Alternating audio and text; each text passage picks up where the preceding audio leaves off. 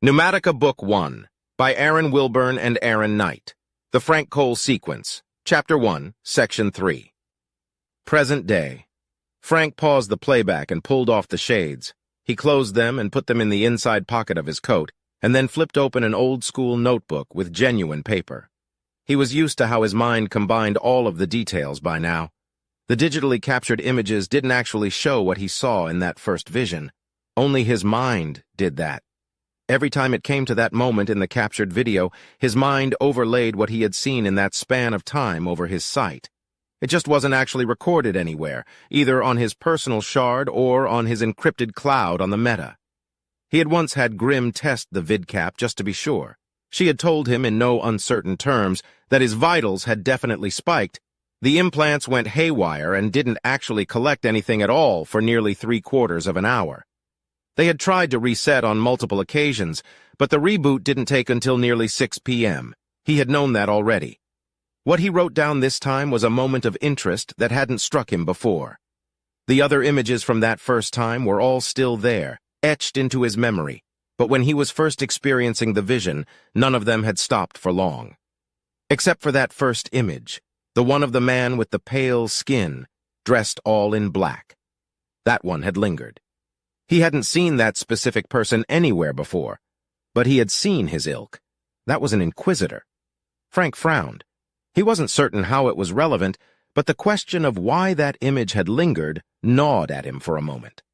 Frank flipped to an empty page and sketched a rendition of the man that was accurate down to the smallest feature. He took the glasses out of his pocket and put them back on. As soon as his HUD came back up, Frank captured a still of the sketch and sent it to Grim. She'd find out who it was, if anyone could. He resumed the paused vidcap and felt a familiar pang at what he knew was coming next. 6 months ago. I opened my eyes, which immediately began to burn. I blinked rapidly to get some moisture going to relieve the sensation. It took a minute or two, but I was finally able to open them fully. My HUD flickered like mad for another few seconds, then stabilized. "What the hell?" I heard myself say. My voice came out in a dry croak. In the midst of the seizure, I had somehow ended up on the floor of the cabin. My HUD flashed the time in red, 5:59:30. I had just lost nearly 3/4 of an hour.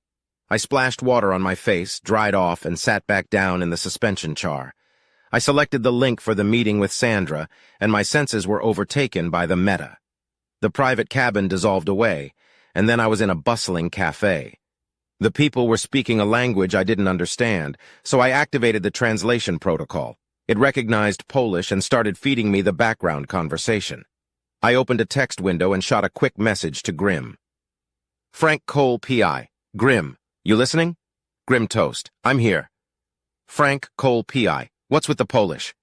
Grim Toast, I'm a little obsessed with this place in Warsaw. There's this pink-haired chick with a horking ton of followers. She does some crazy stunts, but also sometimes goes on long rambles about how bad she thinks the Enclave and the UTC are. This is modeled off her favorite place. Frank Cole, P.I., down to the Polish conversation going on in the background. Grim Toast. Hey, look, I got a reputation. Also, your date's here. I shrank the text window down to a small corner of my HUD and watched the door to the small cafe open. I felt my mind try to come to a screeching halt when I saw her. Watching Sandra walk in was a moment I will never forget for the rest of my life. There's a sense you get in environments entirely fabricated in the Meta. Especially when you have an eye for detail, you can usually pick up who is using an image modifier for their avatar and who is projecting something mostly real. If Sandra was using a modifier, it was the smoothest I had ever seen. I still had trouble believing what I was seeing. I didn't think it possible that the rest of her could match the beauty of her voice, but I was wrong.